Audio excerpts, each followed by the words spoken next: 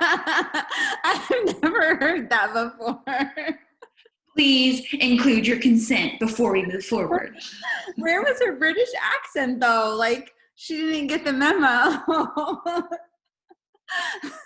That's so funny. All right. So it is May 23rd, and I'm not sure if this number is right, but I think that we have helped. Actually, I know it's not right. Let me see if I can do this real quick. We've helped a whole lot of people. We have helped more than 67 people so far this month get started on their health and fitness journey. No, that didn't work. All right, so big congrats to Angela, who is at Success Club 27, and Genevieve, Erica, and myself, who have also locked in Success Club 10, and new coach Brooke and Jessica at Success Club 8, Lindell at 7, Erin with 6 points, and Steph and Jackie and Lauren with 5 points, and lots of people on the board. So Success Club should be one of those things. Success Club is one of those things that you want to set as one of your non-negotiable goals every month. It's when you help at least 3 new people get started with a challenge pack and or Shakeology on subscription. And when you help one person, you get 2 points. When you are helping at least 3 people, you are getting your product paid for, and it's a sign that your business is growing. You're helping new people get started every month. And then there's lots of cool things, like you can be in one of the nutrition or the fitness test groups.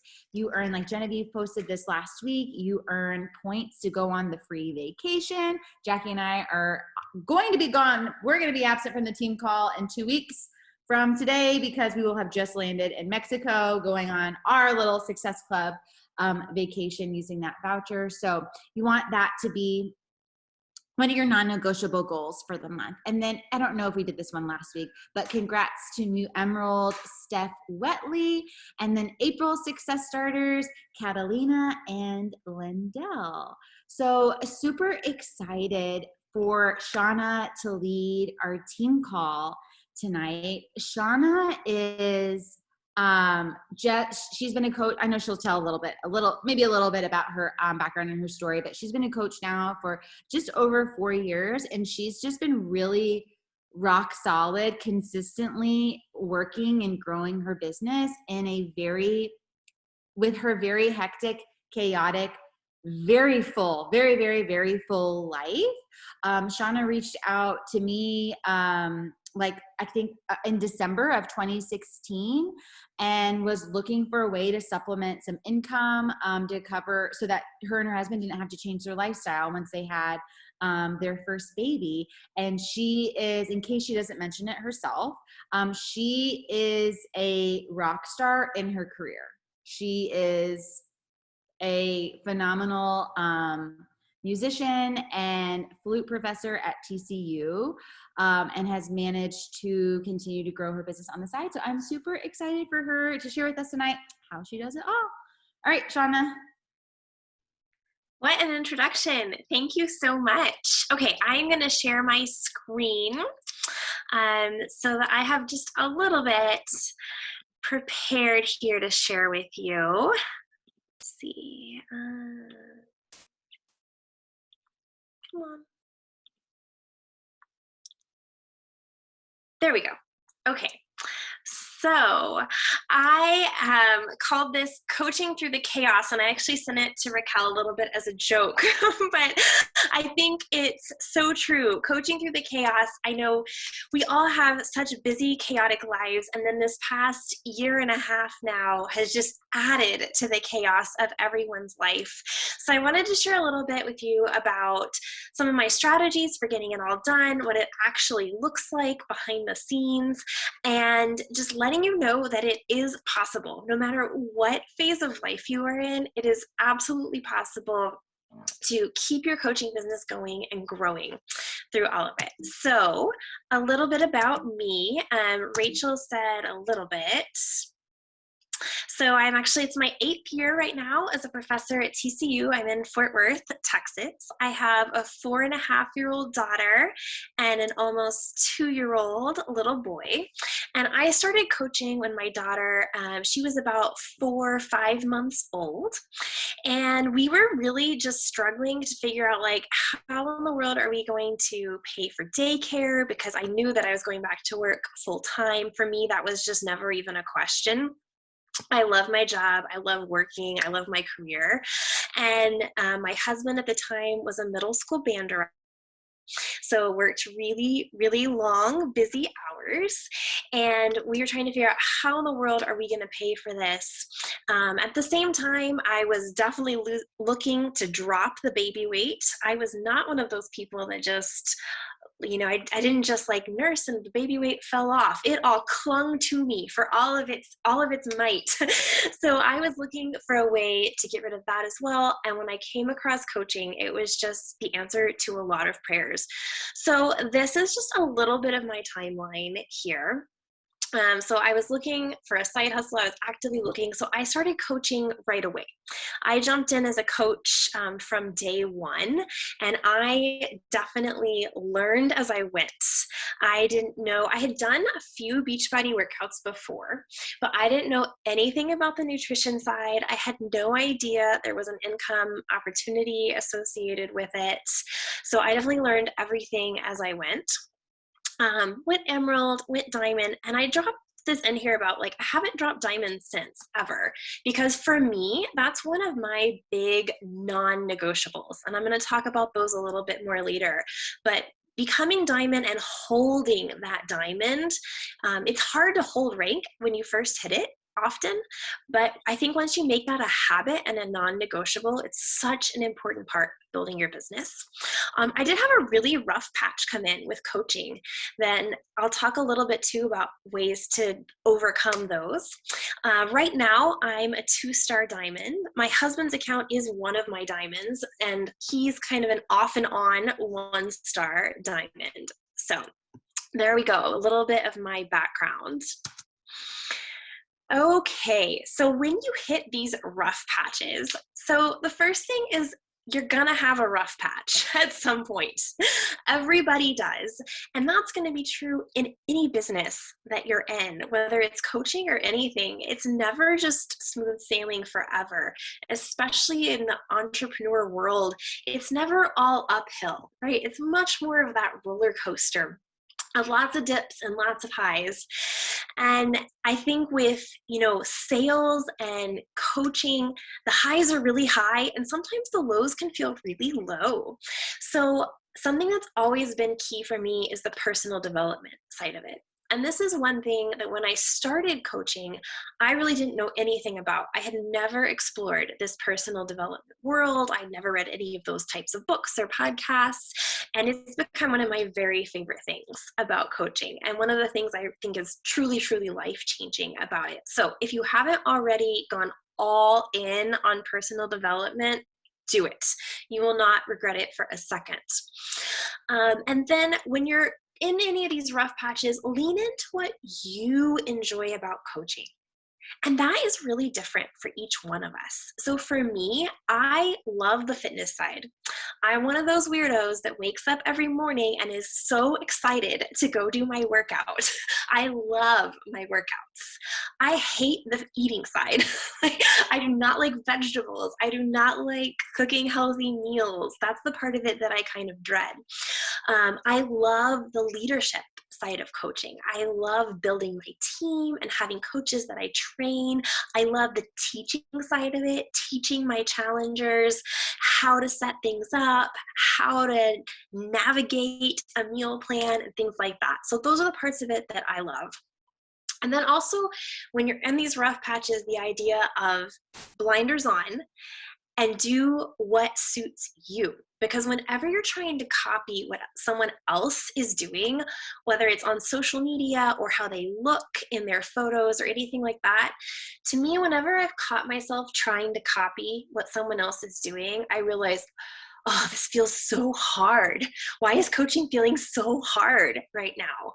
And it's because I'm trying to be like someone else. I'm not just trying to be me. That doesn't mean you can't use other people as inspiration. I use other people as inspiration all the time. But it does mean that, my photos are not going to look the same as Raquel's photos. And my newsfeed, my little box layout on Instagram is not going to look the same as Rachel's. It's going to look like mine. And the things that I talk about are going to be the things that I'm really passionate about. And whenever I refocus on those, it really helps me move past some of those rough patches. Then I'll always say, whenever you're in any kind of little business slump, action is rewarded. So if I'm ever feeling like, I can't believe, I'm this far in the month, I don't have any new clients yet, or I'm just not where I want to be with whatever, that's when, okay, I have to actually look and be super brutally honest with myself. What have I actually done lately with coaching? Have I been taking action? Have I been doing the things that I would tell the coaches on my team that they should do? And if I'm feeling like I'm not where I want to be, the answer is usually no. And that's usually when it's time to just jump in and take action, and take more action than is comfortable. And that action is always rewarded. And when you jump in and take those massive action, I'm always amazed at how it's rewarded. And often it's not quite in the ways I think.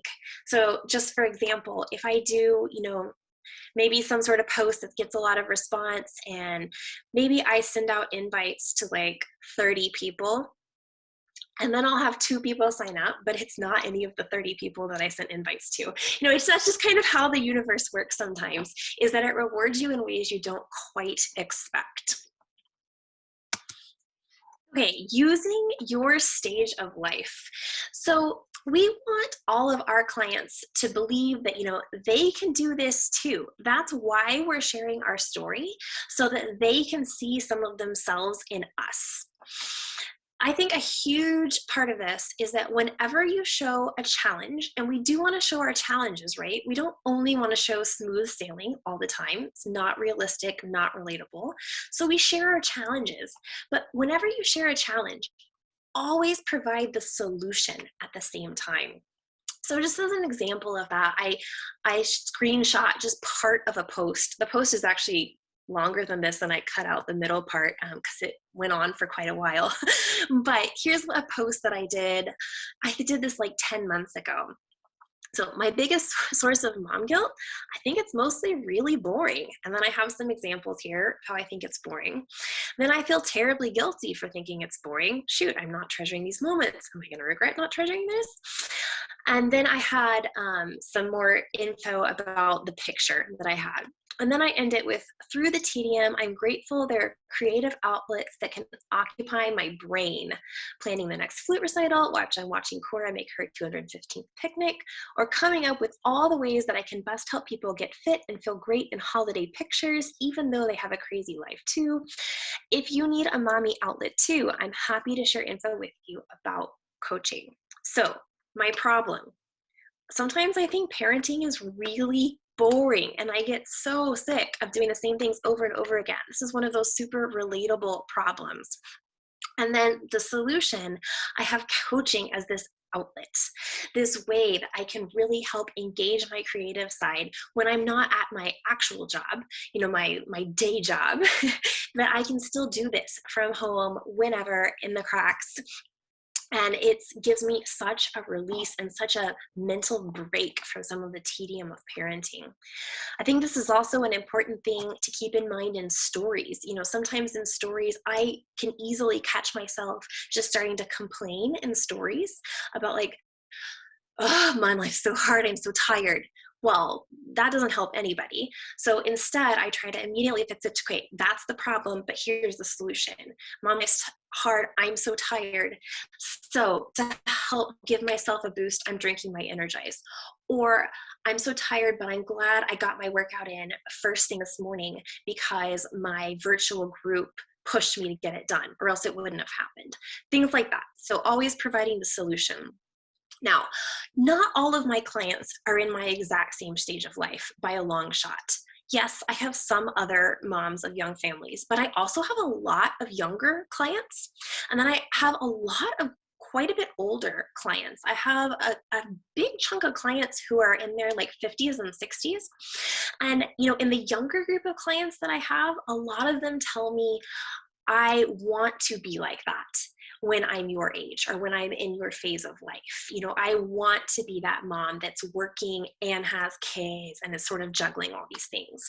And then my older clients, say, I remember when I was like that. So either way, I'm sharing things that are relatable from both sides.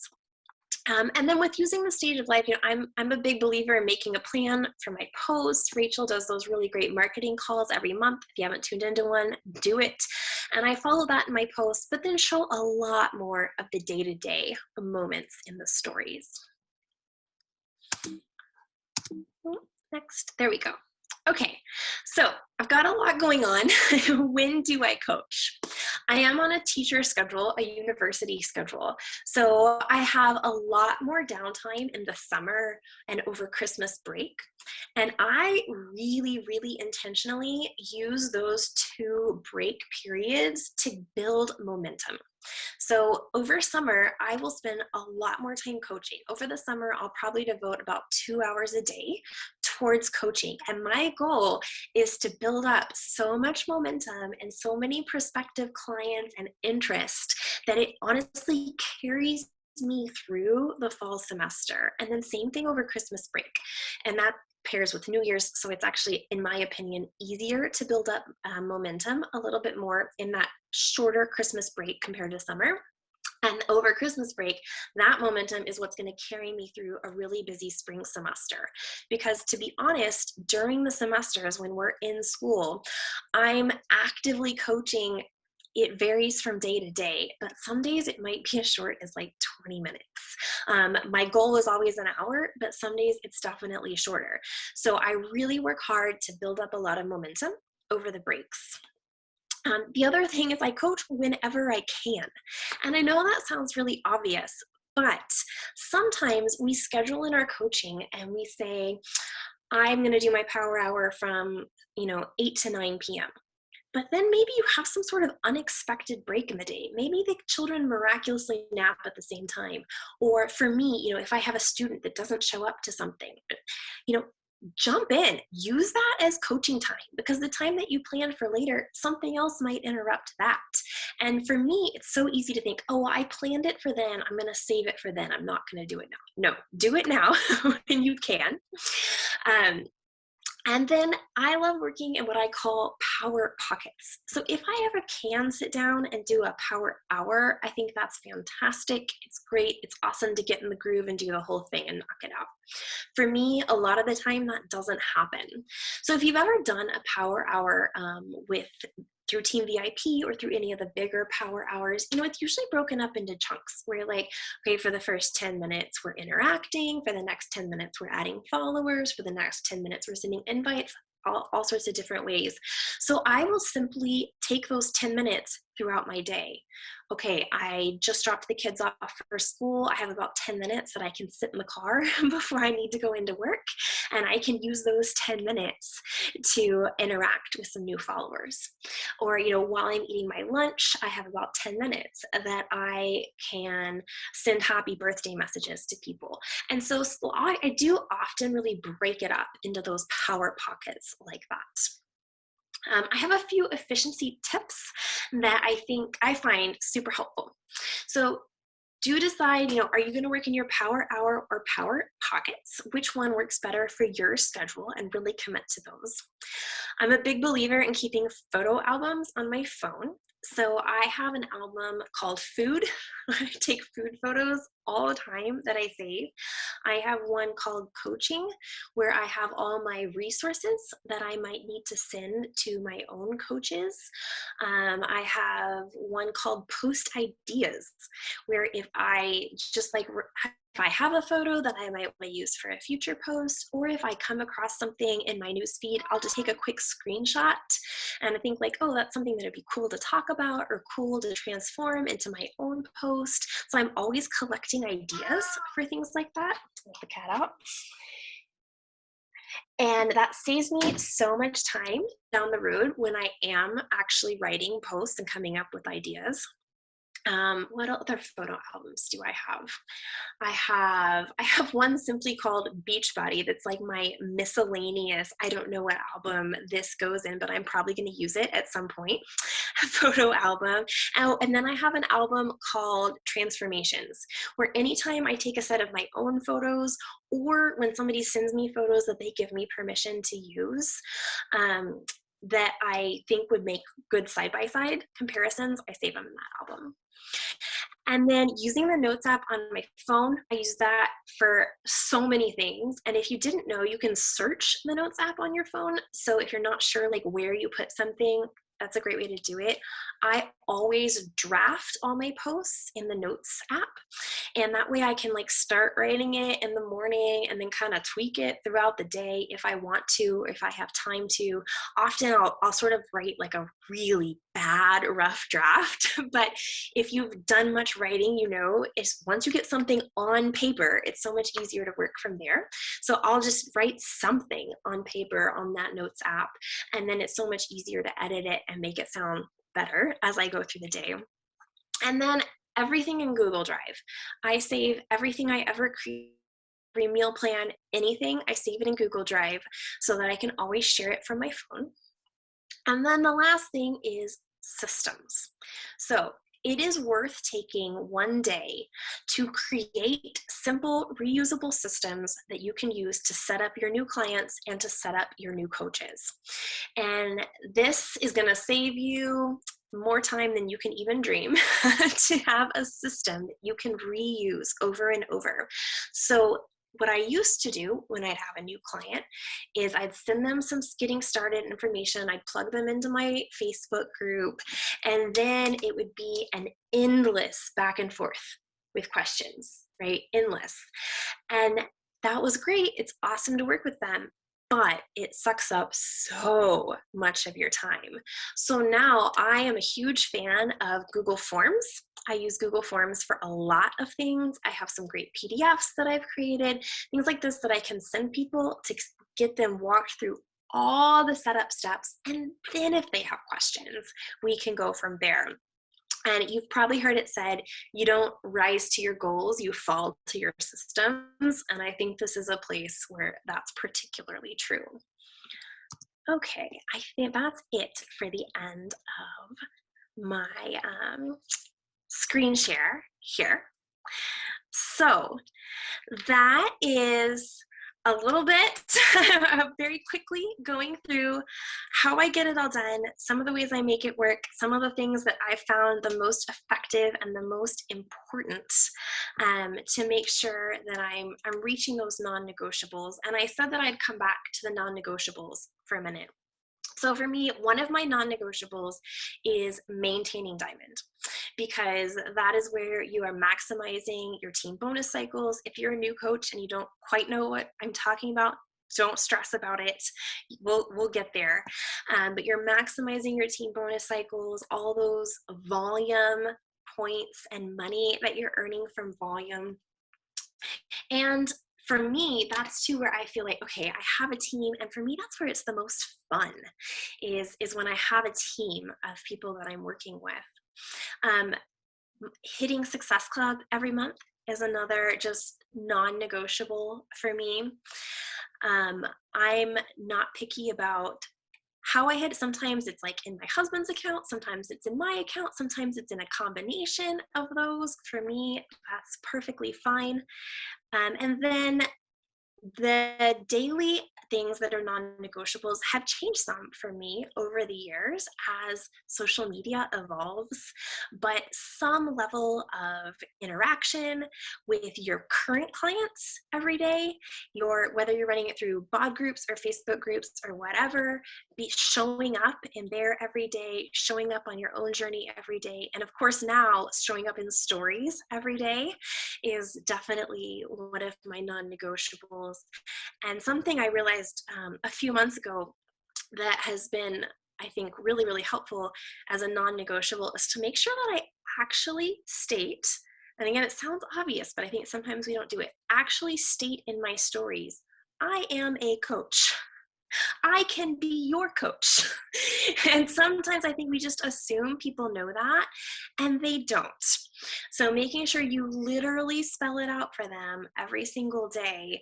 And that's one of those super simple things that for me, when I just put it on the list, I make sure that it happens and shows up in my stories every day. Okay, so questions. Thank you so much. This was so great. I have a question for you. When you're in a crazy season of life, or you're in a slump, or you're going through chaos, I know you certainly did with the pandemic and trying to teach from home and kids and everything. How do you keep going? Like, what is your mindset like that makes you not just like throw in the towel with Beachbody and say, oh, it's just one more thing. Let me just, how did you work through that? Sure. So when the pandemic started, so my husband had actually just transitioned to real estate when the pandemic started. And then, of course, everything completely shut down. So we essentially lost his entire income when the pandemic started. And before, Beachbody had been covering daycare, and then it had grown. So it was like daycare plus some fun stuff. And then when the pandemic started, actually for the first time, Beachbody was like essential for us. I don't know what we would have done. I mean, Joel would have gone and gotten a job at, I don't know, Amazon. It's like the only thing that was working at the time, because we just didn't have enough income coming in. And so, that's one of those things that I'm so grateful I started when I did, because you never know when these things are going to happen. Obviously, nobody anticipated a pandemic, so you never know when it's going to happen that you are going to need this second source of income. And I'm so grateful that we had it. And during the pandemic, honestly, that was the hugest thing that really pushed me forward with my business, is that I was the income provider then. For the first time, I was the only one. And so that was really huge to me. Long term, I'm very competitive. And I actually get really driven seeing, like, every time I see Angela's Success Club numbers, I'm like, dang, I gotta get at it. So, things like that actually really motivate me to keep going. It's probably just vanity, but like, I love hitting Success Club every month because I love having that little achievement every month. And then of course the income side of it is, sometimes when it's necessary, it's necessary. And when it's not necessary, super fun. How fun to have that extra income that you can do fun things with, whether it's little things or big things. I'm giving a very long answer to this question. And then I guess the last part of it is back to the personal development side, really leaning into that. There's so many personal development books out there. I think there's one for every season of life or whatever you feel like you're struggling with right now, and making sure that you're always reading or listening to the one that you need right now. Maybe not the most popular or newest one, but like the one that you need right now. So I go back to some of like the money mindset ones quite often that are some of my favorites. Yeah. Thank you. Are there any other questions?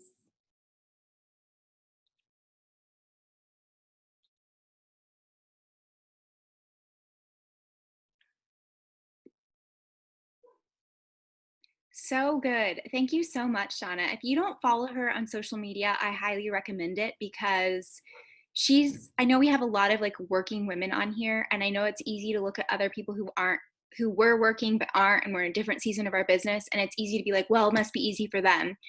But she shows you every day how she's making it work. And I love that for her. Like I look and be like, man, when I was working and I had small children, I would love to see how Shauna does it. And I'm sure you have, I know you have chaos because you work and you have kids. Jessica and I like to call those the oh shit, where I feel like balls are just being dropped and it's like, oh shit, I forgot about this. Oh shit, I forgot about this. Hopefully there's no kids listening to that. but you always seem so calm and collected. I feel like you're like that duck in the water that's probably paddling really hard underneath, but on the surface, you're just like gliding. So if you ever need, you know, a little pep talk, if you're a working mom and not sure how to get it done, I think Shauna would be a great person to reach out to, because she has done it through having small kids and being pregnant and being a tenured professor and then being home in the pandemic. And like, she's ridden through a lot of seasons. So if you're in that season and you need a good example of how to do it, she would be a great person to watch. That's why I'm so glad that she led today, because I know for a lot of us in here, especially if you're a mom, sometimes it's easy to say, I just can't make this work right now. I'm going to have to take a pause on coaching. And like Shauna said, I bet there are times when she did hit that rough patch. I know she hit a rough patch. We kind of watched it. I bet last year during the pandemic, you were so grateful that you didn't take a step back. But who knew, right? We never know what life's going to throw at us. But And, you know, one thing I didn't mention, but I talk about it in my stories a lot now, is there's so many skills that I learned as a coach that ended up becoming crucial in the pandemic. Like, who knew that being an expert at Zoom was going to be really helpful? Or knowing how to create all my Canva graphics, or just running Facebook groups, actually. Like, it was shocking to me, especially working at the university, you know, so many people were just so behind on technology and interacting with people over technology. And there's so many things that I learned as a coach that last year became like a really integral part of my university job. Okay, so I saw this question: one thing you do now that you didn't when you started but wish you had? That's a really good question. I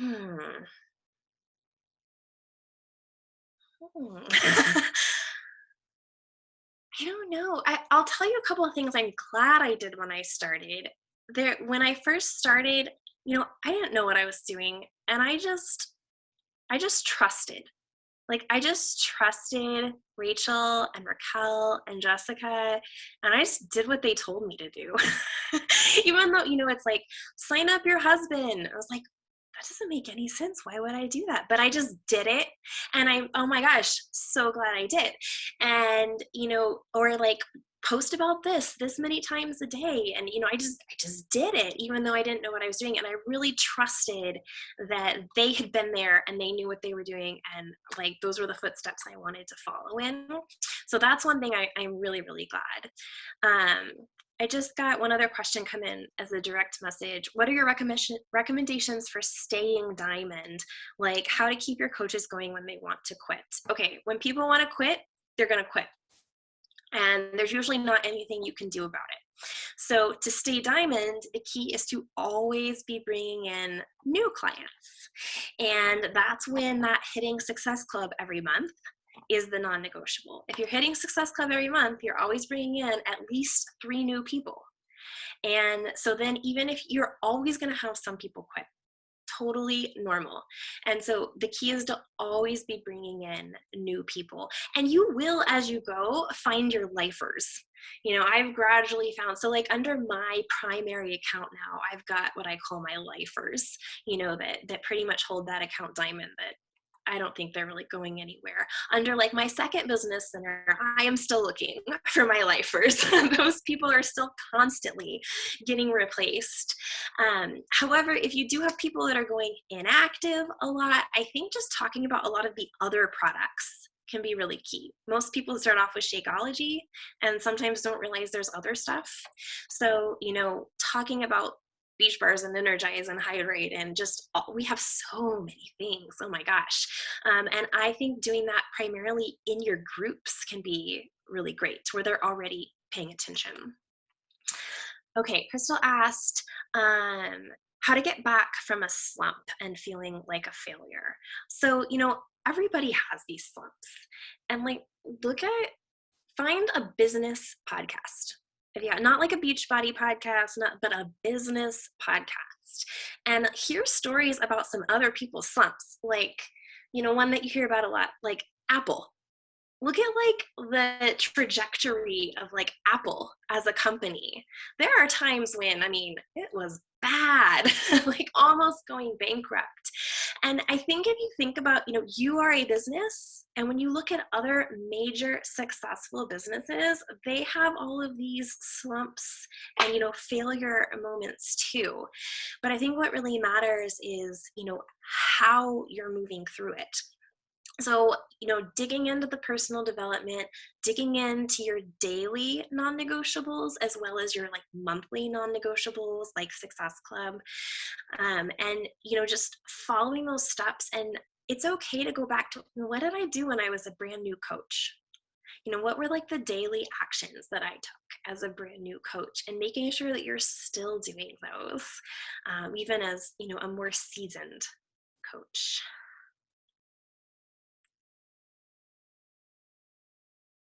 Those are such good questions. Awesome. Well, thank you so much, Shauna. I got a lot of value from this. Hopefully, y'all did as well. Appreciated it so, so much. If we don't have any other questions, I think we'll close out the call for tonight. Anything else we need to announce? I'm trying to think. Oh, well, there was a ton of announcements this week, okay?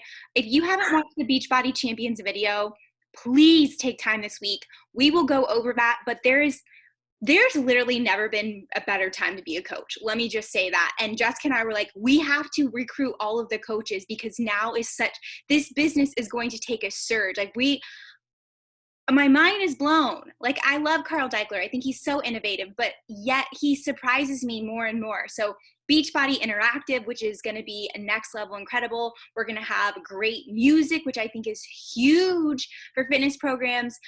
Obviously, we have Cookies and Creamy, which I'm very excited to try. That's coming out June 22nd. We've got the bike. I mean, honestly, 645 is coming out in July. There's just so much incredible goodness that people who aren't coaches need to be a coach now. And if you're a coach, pat yourself on the back, because my goodness, get excited for all that's to come. We're about to hit a huge, huge explosion. You're here on purpose right now. Get excited, but also go watch that Beachbody Champions page, a video on the page with Carl Deichler, and just get excited. So much goodness. Okay. All right. Y'all have a great rest of your night. Bye, guys.